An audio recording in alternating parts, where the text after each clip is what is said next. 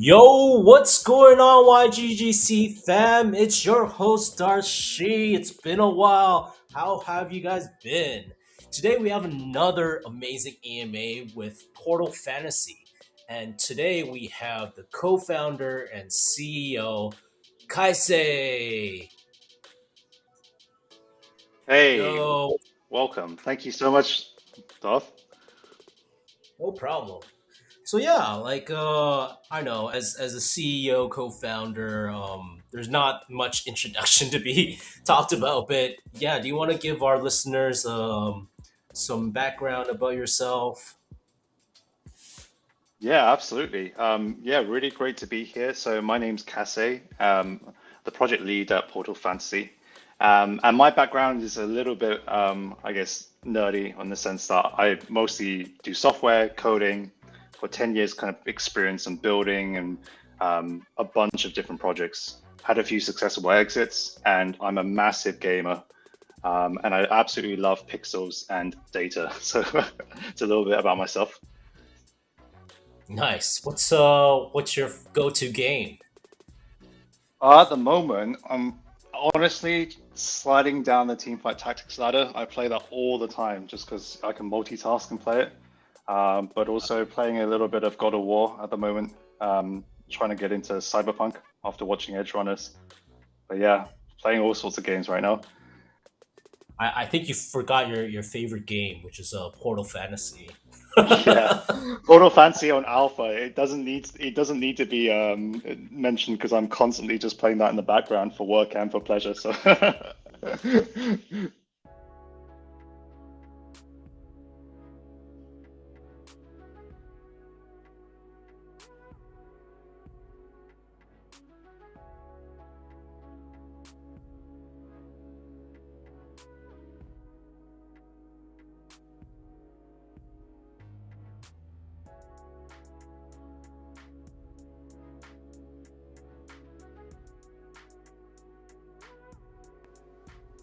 Hey, can you hear me? hello.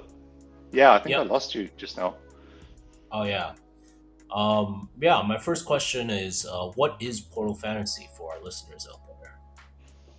Yeah, so Photo Fancy in a nutshell, it's a pixel RPG that it's highly inspired by the original kind of Nintendo games that we all kind of grew up and love. So a bit of a mixture of Pokemon, a mixture of Zelda, with some elements of kind of Minecraft and UGC in it as well.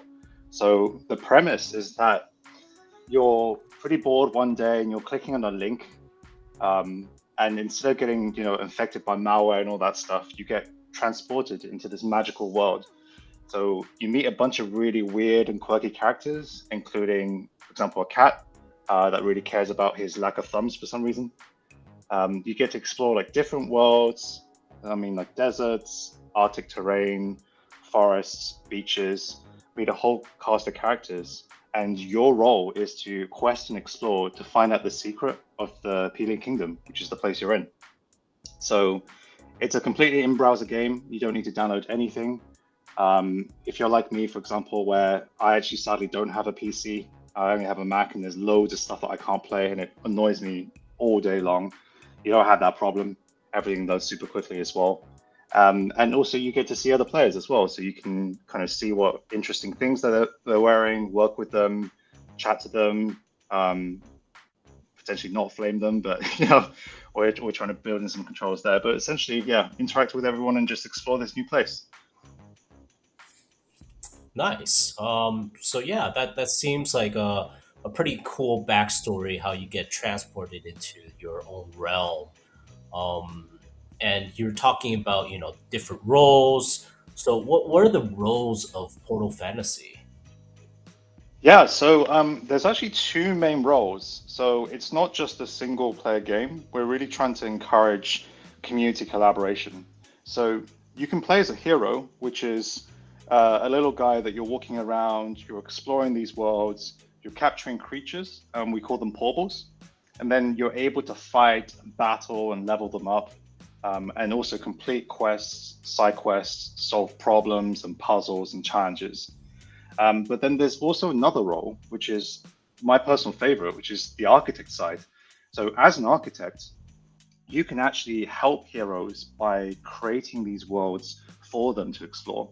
So it's kind of like a mishmash of an RPG maker or kind of like a Minecraft style where you actually have the tiles and the internal tools to make these lands.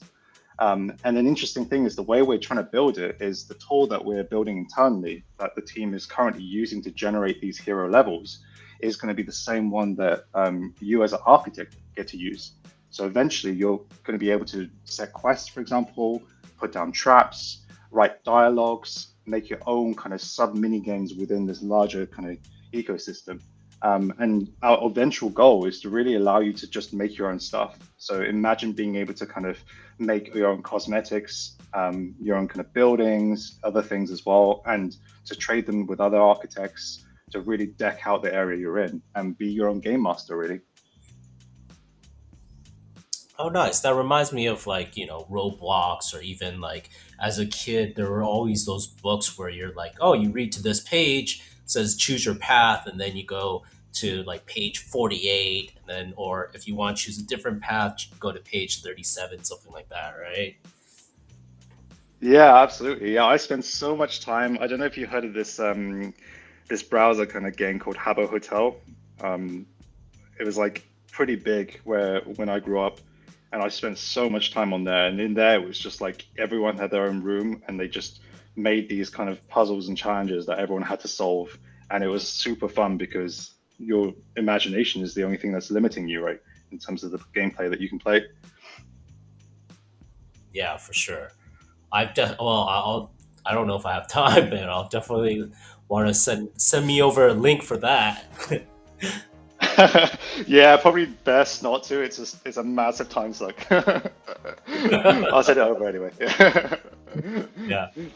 So yeah, going on to my next question. What are you guys different from other blockchain games such as like Axie or Roblox, or well, Roblox is not really a blockchain game yet. Mhm. What's the difference?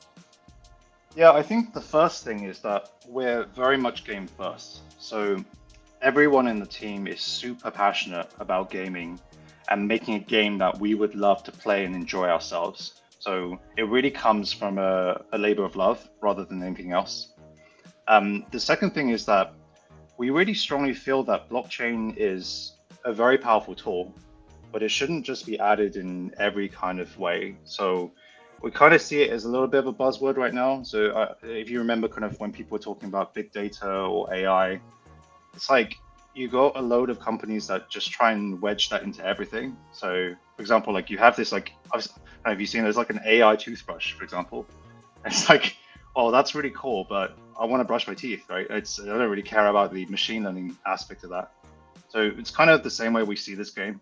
It's blockchain should only really be added where it makes sense, but we really need to focus on making it fun and making the user experience super cool. So because of that, we actually do a lot of things that are different from other gaming companies. Um, we really care about balancing data and analytics. And I'll give you some examples. For example, the design side, we focus on building a whole universe. So you might have seen we've started our webcomics. We have a trailer. We have a, I'm not kidding, like a hundred odd page kind of world building document internally where we go into the detail of even the kind of foods that people eat. What is the law in the lands? Like what customary things do they do during marriage? Like super detailed stuff because we just want to make sure that people are immersed. And all of this is kind of intertwined with the quests, for example, and also like some of the other stuff that you meet, the characters. Another thing is that we don't do any whitelist spots. So we really want to cater towards the gamer, not the person who's coming in to try and flip and make a quick buck. On the marketing, for example, we're not super active right now, and that's by design because we just don't want to get people super excited about a game and then delay by 2 years or so, and then launch later on. And that's the same with like NFT sales as well. We're not doing anything right now because our purpose is not to like rug anyone or to raise loads of money from people. Like we're very well funded. We just want to make sure it's a game that everyone can play and everyone can enjoy. Yeah, that's I think that's definitely really important, especially with what happened with FTX, the biggest rug pull of Yeah, 2022. Jesus, probably the whole century to be honest. I mean, we're only 22 years in, so Yeah. we never know, right? I'm not sure if that's something you wanna jinx. But yeah, you were saying about your own experience from being an avid game player and an entrepreneur. What is your team experience come from? Yeah, we're extremely strong on both sides of game dev and blockchain. So on the game dev side, um, our team comes from companies like Ubisoft, Heimermann Games, Nintendo, Disney, Ironwood Games, VMware. The other side on the blockchain is that our actually background is on algo trading. So there's a few of us who spent a lot of time in crypto for many years doing a lot of different types of arbitrage, smart contracts arbitrage, liquidations, generally very kind of nerdy stuff, but we do things like, for example, not we write a lot of our stuff in assembly, not even in Solidity. We run our own nodes before editing the EVM, like super low level stuff. But essentially, it means that we understand the blockchain side super well. And we really, really understand what it means to have a vibrant economy, for example, to have enough liquidity for the project and to make sure that everyone's incentivized in the right way. Nice. That's definitely right up my alley too. Definitely did some nodes back in the day. Did some arbitrage flipping in 2017 with the kimchi premium and whatnot. Oh yeah, I Uh, remember that. Yeah. those are some good old times. Yeah, and then what was it? I think it was Dash node. Mm. That was Dash Node, that was a yeah. good, yeah. But Yeah, I think there's a lot of there's lots of pockets, and even now, I think in DeFi, despite the market, there's loads of opportunities if you're out to look for them, and if you're, I guess, you know a little bit about Solidity or the how the EVM works. But it's a completely different industry, and we don't do that anymore, obviously, because our 100% of our time is spent on this.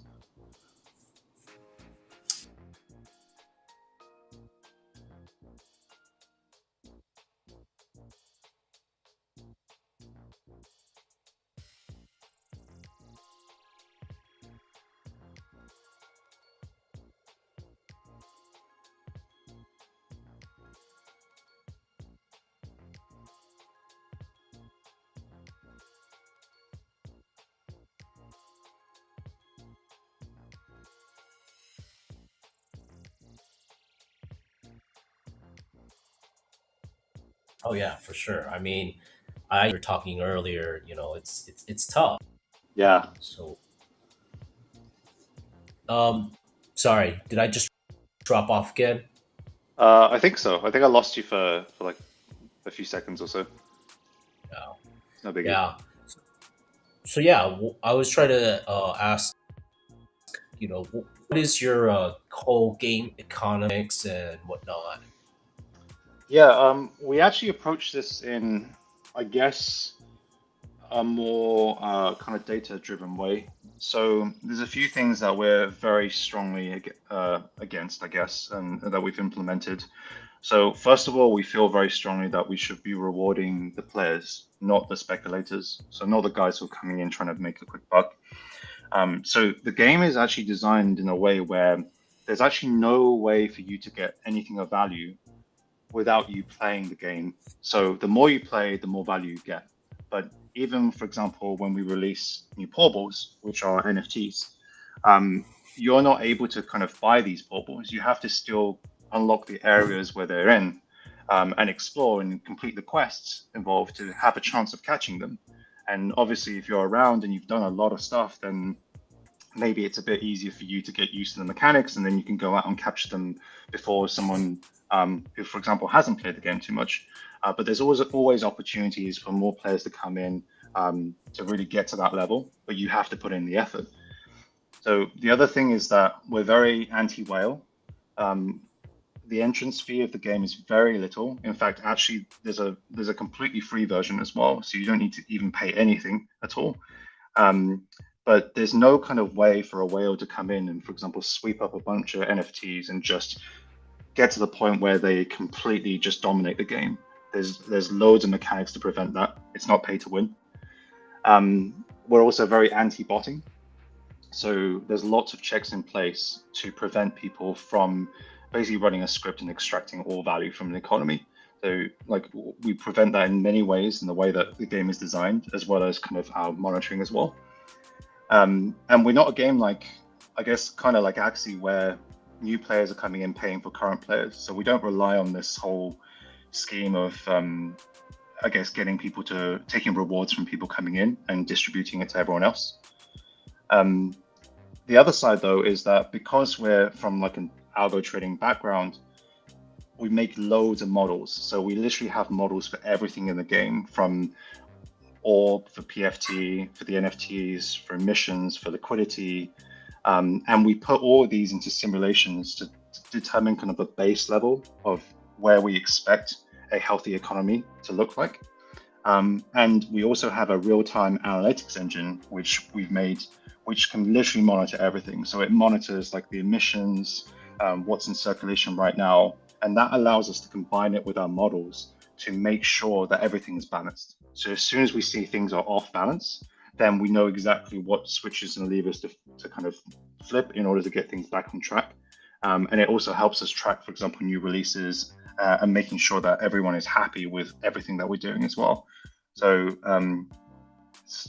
rambled on a little bit, but essentially, yeah, we've spent a lot of time on this side.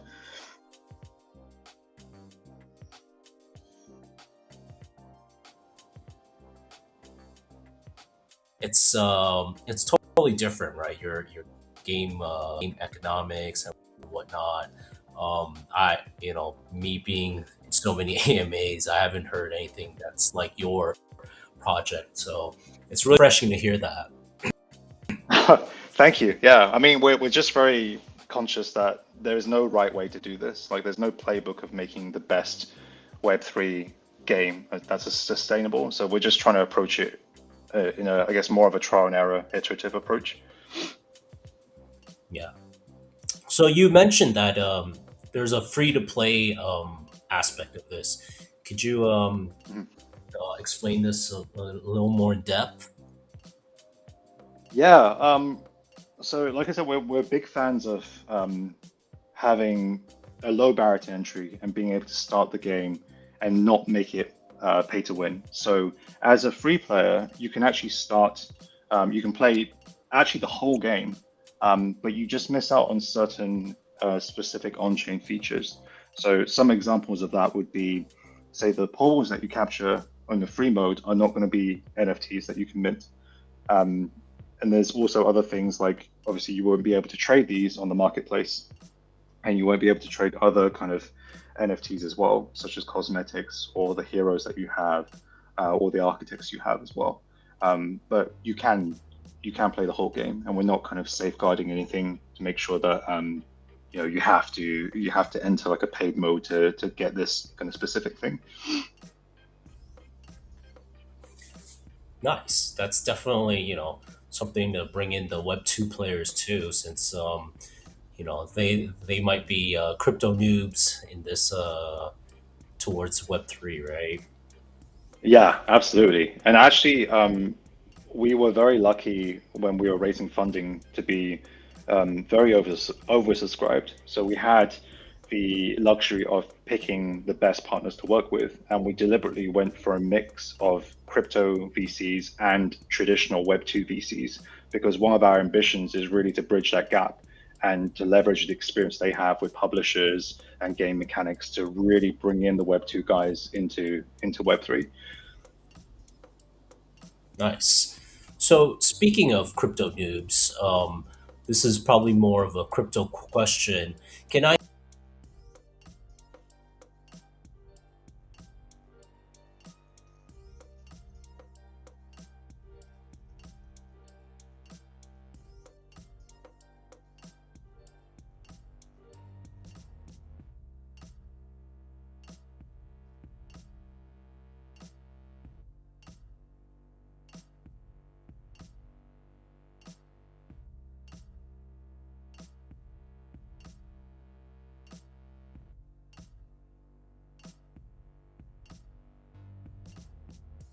play this game without a wallet?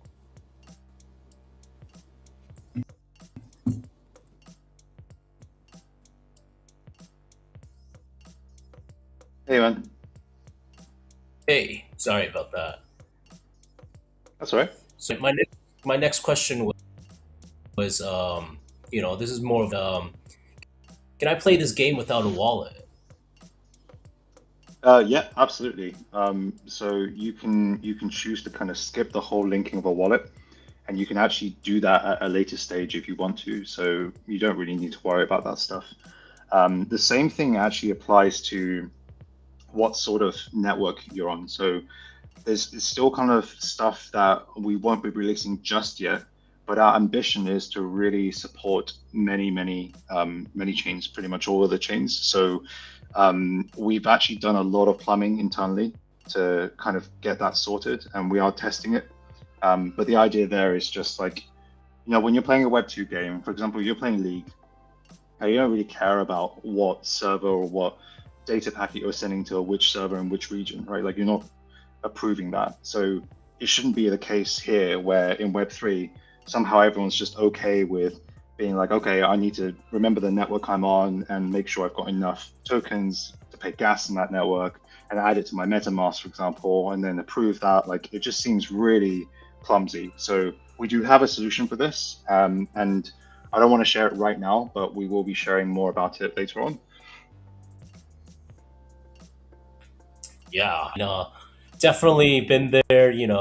Trying to send BTC to the network or sending ETH to the Yeah, Solana network. it's a horrible experience, isn't it? It's like you just like, even the bridging is just like at best a few minutes, but at worst, it's like, where's my money gone? Oh yeah, it's like you don't know where your money's gone to. It's like trying to do a wire transfer, and you're like, okay, bank closes, and you're like, Yeah, exactly. Yeah, it's just, I mean, every time I've done it a few times, but every time it happens, I'm just like, oh, like refreshing, checking like Etherscan or BSC scan or whatever, and just, yeah, just trying to make sure it's gone through.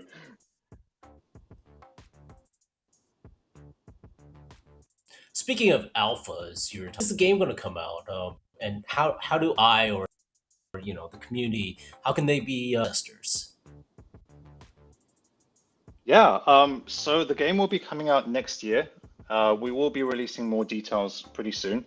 But like similar to our ethos of really empowering the gamers and the guys who are really going to be, I guess, in the journey with us long term, we really want to have the playtesters come from a pool of people who are very active with us. So the best way to get picked as a playtester would be to interact on our Discord, retweeting us on Twitter, participating in any competitions that we have as well.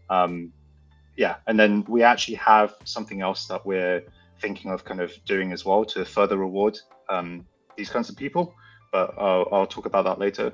But in terms of playtesting, because we're trying to make the best sort of game, and we're really conscious that we don't want to like develop just in a silo, we will be running lots of playtests, so there'll be lots of opportunities to come in and get involved. That's awesome. Um, I'm excited to start retweeting some of your tweets and joining your Discord. Oh yes, please. Thank you so much. So, my last question of the night is what assets are these NFTs and how are you using this blockchain in this game? Yeah, so there's four main NFTs in the game. So there's heroes and architects. So these are the guys that you have as essentially your uh, character representation in the game. There's also portals, which are the little creatures that you can capture. So they have different stats. They have rarities, for example, and they also have, for example, potential as well. We call them innate talent, which is like other stats that you can kind of level up as well in special circumstances. And then there's cosmetics. So we lean very heavily into cosmetics because you can see other players as you're playing. and we're going to have different collections that are only available for limited amounts of times. So cosmetics is like kind of two main things. It's clothes and hats and that kind of stuff, and also pets as well.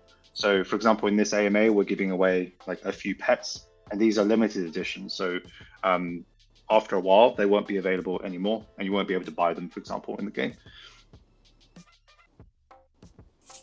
Nice. Did you guys hear that? This is a limited edition NFT. So Limited edition. it's limited edition. Uh, maybe well, I don't know how many they are, but yeah, there's the the community's already fired up. There's a bunch of questions. If you want to go over the AMA discussions, wow, yeah, the questions are rolling in. Yeah, wow, there's a lot of questions. I'm just reading through some of them right now. Okay. Am I okay to pick questions, Darth? Or do you Yeah. want to pick them? Yeah. No. Okay, cool. All right. Uh, Okay, so we've got this question here from, is it Sora? Yes. So the question is, so many projects like to speak about the long-term vision and mission, but what are your short-term objectives? What are you focusing on right now? Yeah, so I think this is a really good question because a lot of projects just try and sell this dream and then they never actually get to the dream. Like it's just, you kind of buy into it and then it kind of goes like, oh, we're delaying, etc. So we're very much about trying to make something that's fun. So right now we are working on just finalizing a bunch of final stuff for Heroes, and we're about to start another playtest. But the main objective is to make sure that side of the system is balanced. So to give you an example, we did a previous playtest where we got back the feedback that maybe the battle system wasn't engaging enough. And based on that whole feedback, we changed the whole battle system to make it more engaging. And then we spent a lot of time testing internally, and we're almost ready to kind of like push it out there to show some playtesters and get some more feedback. So we're constantly doing these kind of tight iteration loops to make sure that when we're building something that not only we like, but also the community likes as well.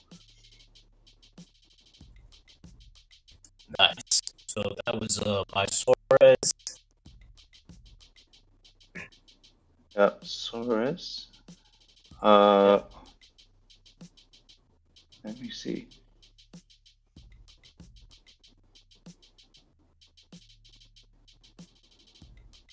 Okay, so got a question by Sprite. So it's a two-part question. The first question is everyone who's playing this game a winner? Or for example, if I win a fight, can I take my rival's tokens?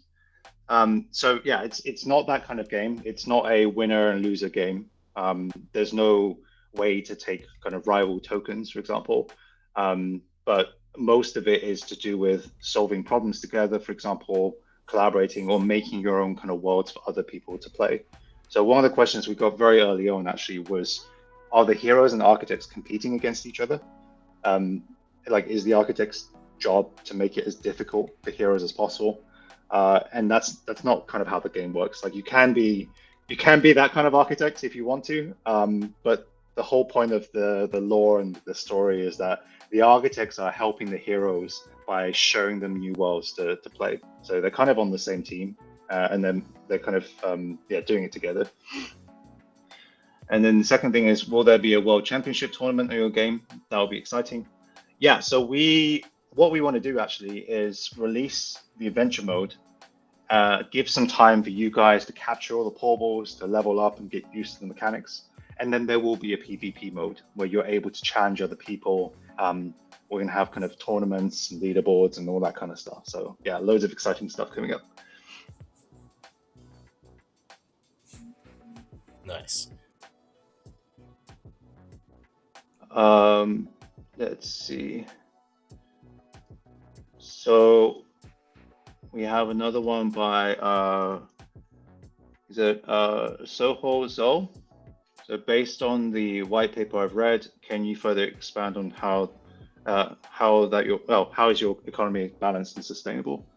Yeah. So I think I touched on this a little bit earlier, but in a nutshell, it's we spend a lot of time making these models where we predict what something looks like when it's balanced. So, for example, a model could be on the orb economy.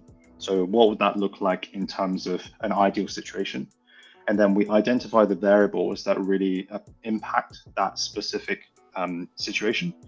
And then we combine that with what we have internally, which is this real-time analytics dashboard, where we can see exactly what's going on. And because we know what variables are kind of influencing this, we're able to make sure that this fits the model as well as possible. That's kind of our goal, to be able to be balanced on that side. But I also want to kind of point out is that the partners that we're working with, the VCs who have funded us, we're very careful in picking them.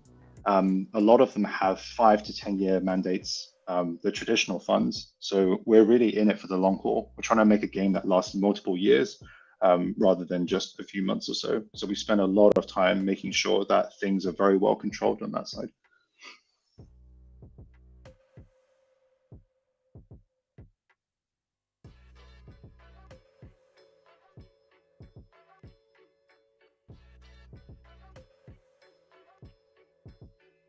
Let's see. Okay, so we got a question from Mama. So Mama says, the gap between traditional gamers and blockchain gamers is huge. How can Portal Fantasy bridge this to attract more traditional players? What's your plan to expand the adoption of the project to the traditional gamers? Yeah, I think this is a really good question.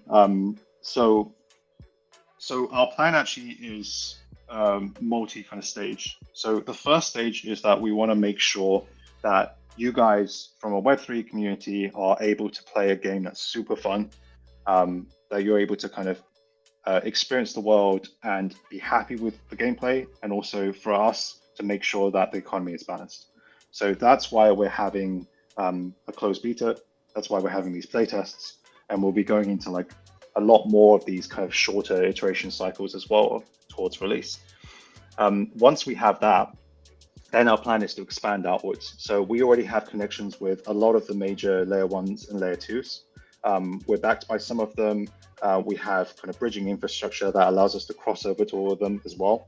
So the plan then is to expand outwards to multiple chains, also being very careful about the economy as well. And then expand into Web 2 from our connections from traditional funds, publishers, and those guys as well. So the reason why we're doing this is because I'm sure you guys know as well, for most projects in blockchain, when you get to that point of too many tokens being emitted, you can't go back. Like you can't take the tokens back, and everything ends up overinflated. The whole project dies because everything is worth nothing. So we're going to make sure that we don't get to that point by being super careful with the analytics, being super careful with what we're launching, and then only expanding outwards once we're comfortable that at this stage we're kind of solid.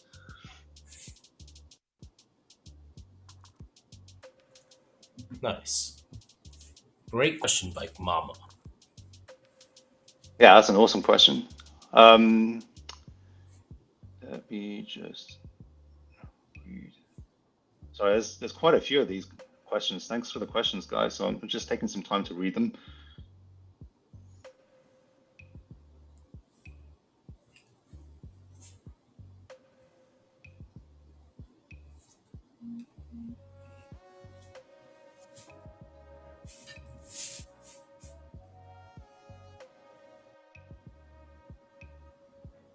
Okay, so we got a question from Leshit Ton. He says, or he or she, sorry, says many new projects make a good impression at first, but are suddenly abandoned. My question is how we manage the project and the token to get a position in the market and become the best token in the crypto world. Yeah, I think again this is also a very good question. So like I said, we spend a lot of time making sure that things are sorted in internally before we go out and tell everyone. So for example, on the marketing side, that's why we were only active, I guess, basically about a month ago, rather than this project has been going for basically since the start of this year. We don't run sales at all, actually, until we're just happy that that's something that we want to do or not want to do.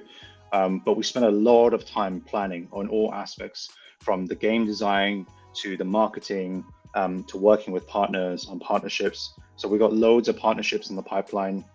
We have lots of connections to publishers, influencers, publications, different guilds, different kinds of protocols and projects as well. So what we're really doing right now, aside from developing the game, is building up this kind of network and making sure that we're working with the right guys to really propel this forwards. As you know, there's loads and loads of projects in this space, and there's loads and loads of kind of partners who say that they can do good things, but maybe don't end up delivering. And because we're trying to be so careful around this side, that's the reason why we've been so cautious about who we're partnering up with right now. But we do have these connections, and we are working very hard, and we have a very strong go-to-market strategy, which will get implemented as we launch and thereafter as well. Sweet. Nice question. Let's hit on.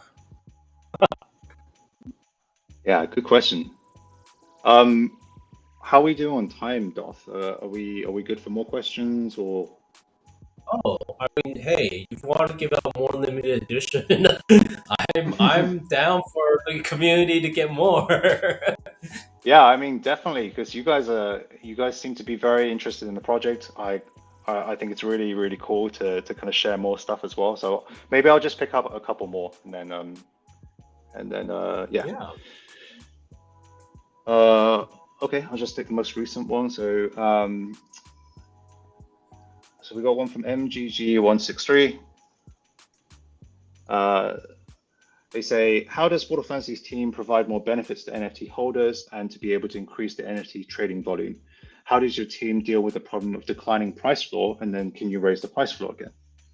Okay, yeah. So we thought about this really hard, and to be very transparent with you, we do have the capabilities of trading to make sure that these are not volatile, to keep up the price floor. We know all about sweeps and all that kind of stuff. Despite that, though, we think the best way to grow this game and the best way to give value back to users is to really make sure it's a compelling game and to not have these kind of artificial trading wheels on, if that makes sense. Because then you end up in a situation where if at any point these trading wheels come off, then everything kind of just dies because the fundamentals aren't right. So the first thing is that we don't actually have any, I guess, kind of like DeFi mechanics for these NFT holders. So it's not like when you put them at some place, you get some sort of APR. Our reason there is just because APRs are just not sustainable. Like at some point, that's going to lead to overinflation. But there's going to be other benefits of holding them. So every benefit is kind of in team. So that's kind of like with the new portables, for example, you're going to be the benefit is that you can use them in the game in competing with tournaments, for example, or getting to the next challenge or next area. With other things like cosmetics, the benefits are to be able to flex, like to really show off to people that like you've done something really cool. Some of these cosmetics are linked to achievements in the game, and they're very, very rare, and they symbolize what you've done. In terms of kind of the price floor and trying to raise it, we're not going to do anything artificial to do this. A lot of it is to do with pre-planning rather than reactive. So we're planning our models to make sure that the amount of NFTs that we're emitting is such that the demand is always high. Therefore, the price floor is going to be higher rather than, oh, the price floor is low. What can we do to kind of react to that? That makes sense.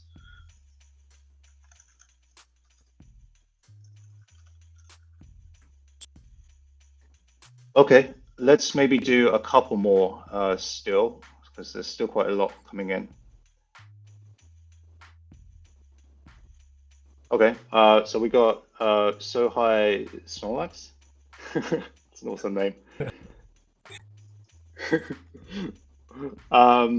So in most PTO games, players earn a lot in the beginning. What about the amount of reward? But the amount of reward win decreases as new players join the game. Therefore, gamers are constantly turning to new platforms. How will you prevent players from leaving? Yeah, so this goes back to what I was saying about how we're building the economy very different to most games. So we're not a game where we're giving the people coming in the most value. It's really about the people who play the game the most are the ones who are rewarded the most. So if you're just new and you're coming in and you're just like you're not hopefully coming in because you're able to make a lot of money, because that's super unsustainable. You're hopefully coming in because you want to explore the world and do the questing, and then you happen to have value as you're getting more. So it's kind of like I spent 100 hours on Elden Ring, for example. I'm going to probably get something a little bit better than someone who's just come in and spent the first 5 hours or so. That's how we're going to look at it. But then the other really cool thing about this game is that the more players there are, the more architect maps and more content there is to play. So we're going to be releasing stuff as a team as well for Heroes. So that will be always updated. There will always be more things to add. But as an architect, because there are so many more people coming in, you're always going to have other things to do as well. And once we have that, it's kind of like a critical mass thing, right? Where as more players come in, then that makes it more attractive, and then more people come in because of that.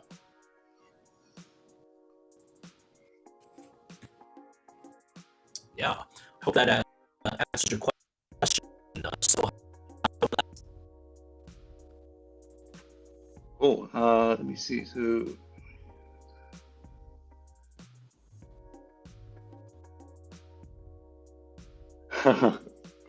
I can kind of answer this this question for Lexus, as in Lexus the car.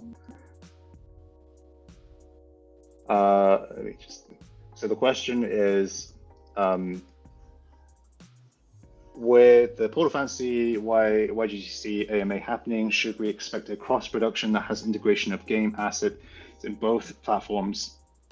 What does YGG have to offer Portal Fantasy or vice versa to make it beneficial, or is it just promotion? Yeah, I mean, I don't want to jump the gun too much, Darth, and I think we're discussing things as well. But I think the way we want to work with great partners like YGG SEA is to really provide like other ways for players to play in a fun way, but that's also sustainable. So the challenge for us is to make sure that like you guys are rewarded for interacting with us, helping us with playtesting, joining in the AMAs, for example, but also not going to the point where essentially we're giving you something that allows you to skip ahead in the game, because that might sound cool initially, but it also kind of makes it less enjoyable, I think, for yourselves as well, to be able to kind of come in at a later stage. So we have, we're not, I guess, in the position to kind of announce things right now, but yeah, I mean, watch this space. yeah, I hope that answers your question, Lexus.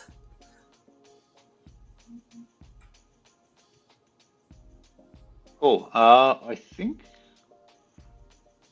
I've probably picked out most of the questions now.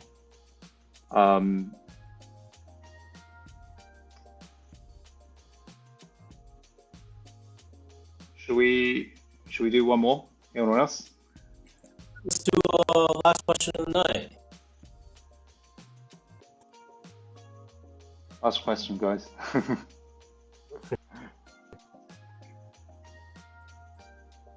Let's see if there's any I've missed.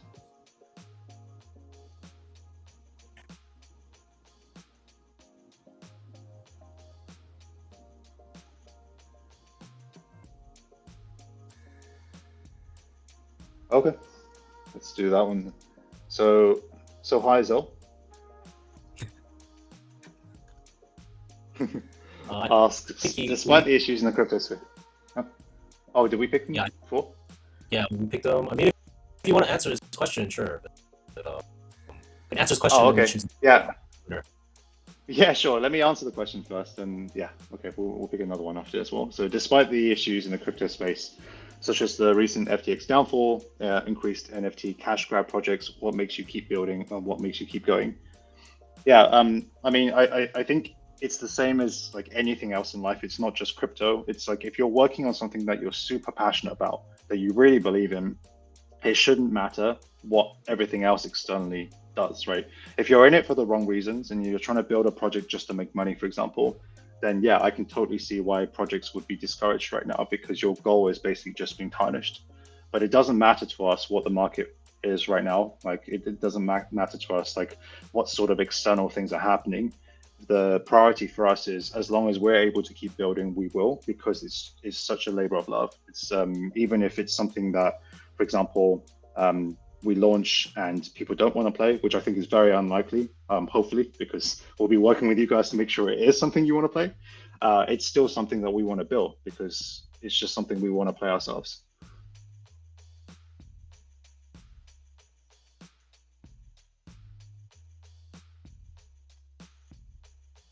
Cool. Let me pick another question, just browsing past the previous ones to see if I missed one.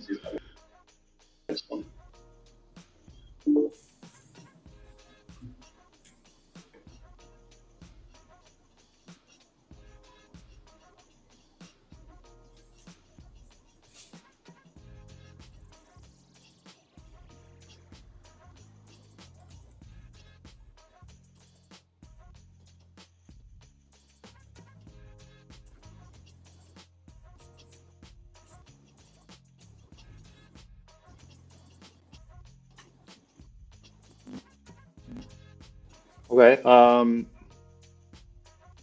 So we got one from Escanol. Escanol. So Escanol asks, could you update some hot news or big events of Portal Fantasy to attract more users in the coming time? Yeah. So there's a lot that we're keeping under wraps because I mean, honestly, there's lots of stuff that we really want to show everyone. We're just trying to make sure that you guys digest everything before we kind of overload everyone with information. But the recent big thing was last week we dropped our trailer. If you haven't seen it, please go to our Twitter, which is twitter.com/portalfantasy.io. You can see that. But yeah, super excited to see what you guys think about the trailer. And then in the future, we've got kind of more AMAs, like more other kind of partnerships that we'll be announcing soon, as well as kind of a lot more detail around like our strategy with multi-chain, with working with different projects, and also like hopefully a few more kind of closed spots for you guys to have a sneak peek on the game. Nice. Well, I guess those are all the questions. Yeah, thanks guys for so many so many questions. Actually, that was really it's really cool to be to have this, I guess, interaction. Yeah, like I think it's one of the best parts about like community building, right? You get to answer all these questions. It's like not all the questions are the same. You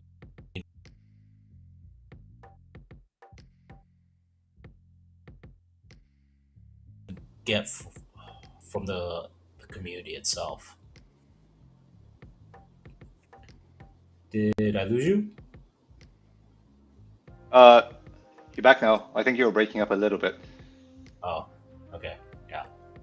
But yeah, it was such a pleasure to have you on this AMA. You know, um, Yeah, definitely thanks for having one me. of the best AMAs I've had in a while.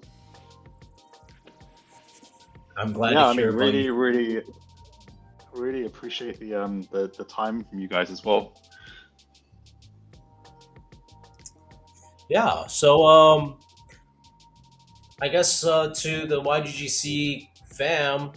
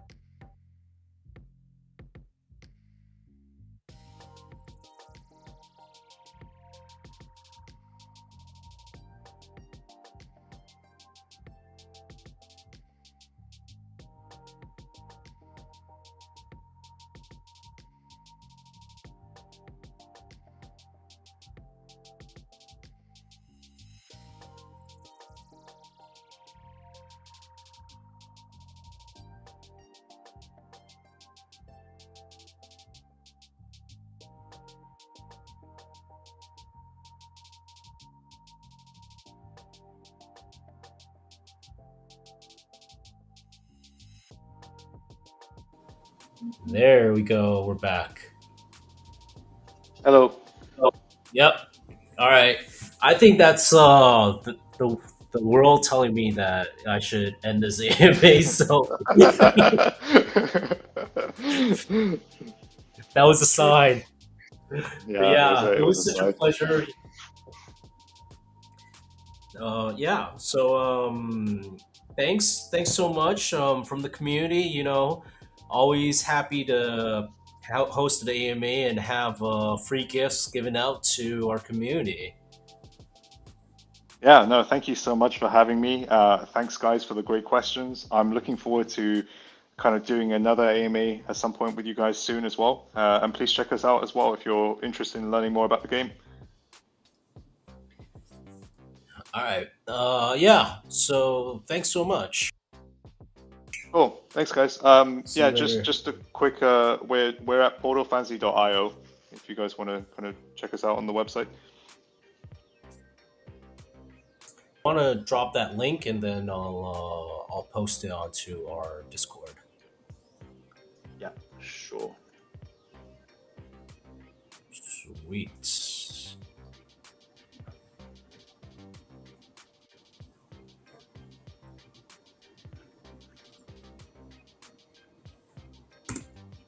Done. Awesome. All right. Well, thank you so much for your time. Yeah. Thank you. See you later. Cool. Cheers, guys. Bye bye. So there you guys have it. Another AMA by your host Darshi. It's been a while, and I hope you guys are staying safe. And with all the whole fiasco of SPF and his whole entourage, I hope you guys are staying warm and holding on to your keys because those are yours. All right. Well, I'll see you guys maybe next week or the week after. And if I don't see you guys, have a happy new year and Merry Christmas. Bye.